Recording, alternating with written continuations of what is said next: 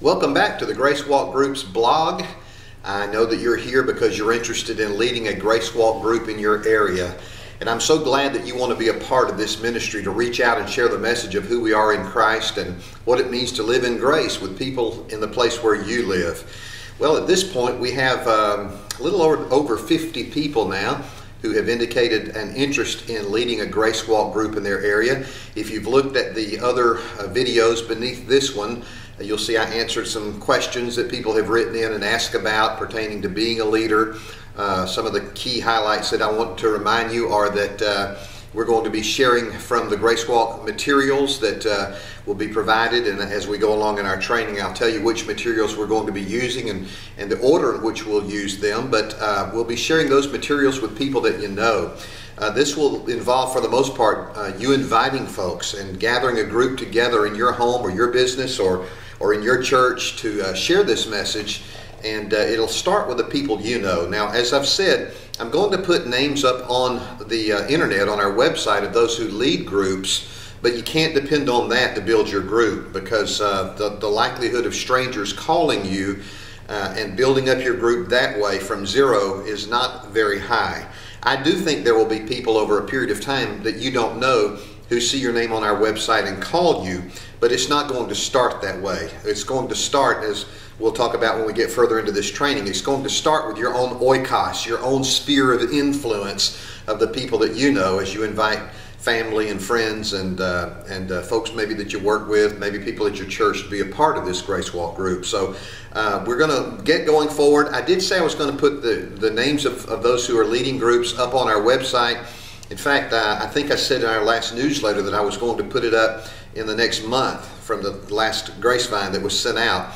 But I'm waiting on that because I'm not sure how many that have expressed interest in this are actually committed to following through and have made the definite decision that they want to be a part of this. And so I'm waiting until I'm confident of who we have to start with. So that'll come up in a few weeks, but there's no rush on this. I'd rather be thorough and us move forward on solid ground than to rush forward and then end up having people's names up there that didn't really want to be leaders, and then them having contacts from folks and not knowing what's going on. So we want to be systematic and orderly in the way we're doing this. So anyway, we're going to start now with the actual training on leading the group. And I'm going to lay some foundation in this session. In fact, maybe in the next few sessions, I'm going to lay a foundation about small groups in general. Grace Walk groups will be the expression of Grace Walk Ministries and the way that God has entrusted this message into my heart and my life. And I assume the way that He has deposited the message into your heart and into your mind. But we're going to move through it in a systematic way. I'm going to begin today by talking about small groups and about the fact that we are all ministers, and we're going to look at some Bible passages together. As we go along, we're going to talk about small groups in general. We're going to talk about the Grace Walk group leaders and the kind of qualities and qualifications that I hope you will see in yourself as you go forward in leading the group. We're going to talk about some biblical basis of the message that we teach. We're going to talk about in the coming days what happens in the group. I'll be very specific. We're going to talk about the administrative aspect of this and exactly what you do in a group, and how to lead discussion, what kinds of things will happen within the group itself. I think you'll find that we'll be fairly thorough in our description and explanation of what the Grace Walk groups are all about. And my intent is to put up a video every week. I could do this more often, and as far as you being able to watch it goes, there are some of you that could gladly watch it every day. Others of you have indicated your schedules don't allow a lot of time for this. Truthfully, my own schedule is busy enough that putting up a video once a week is about what I'm going to be able to do right now.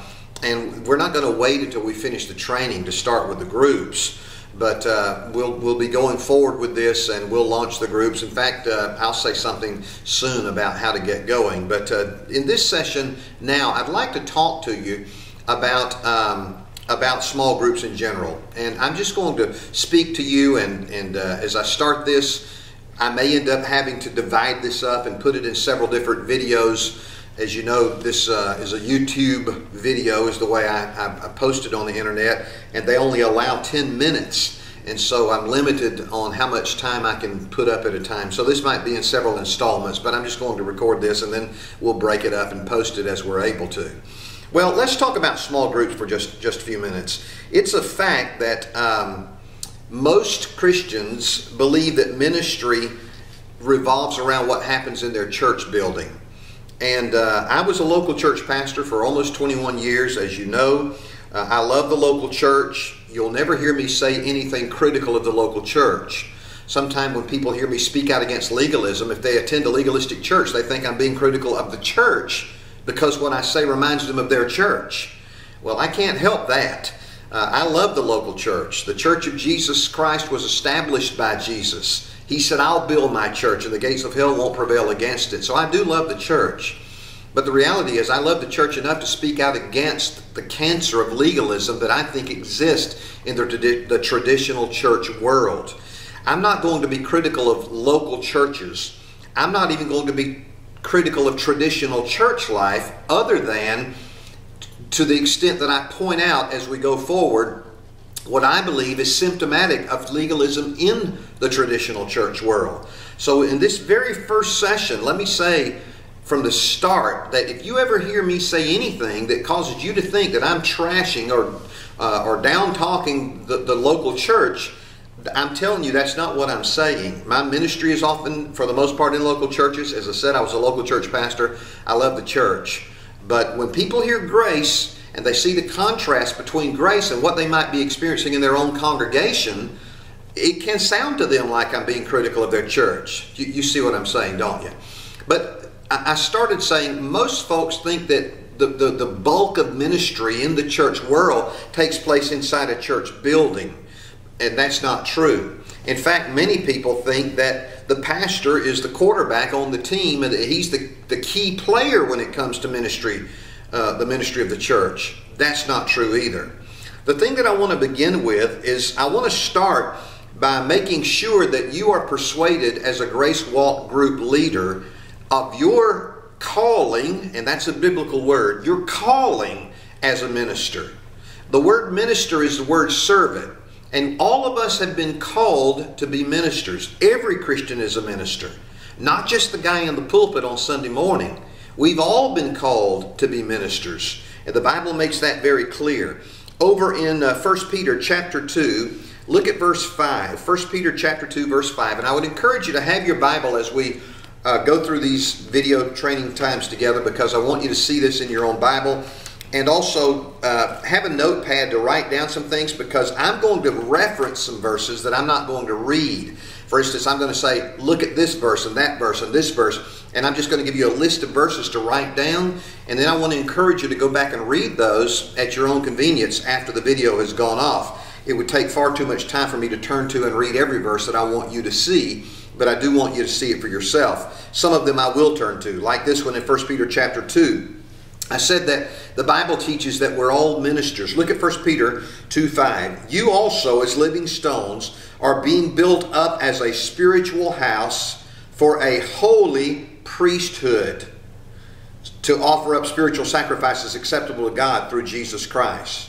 Verse 5 says that you are a holy priesthood. Verse 9 in the same chapter.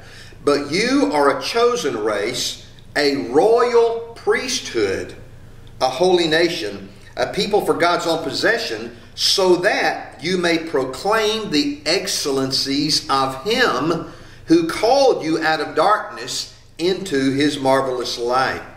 The Apostle Peter says, you are a priest. You're a priest.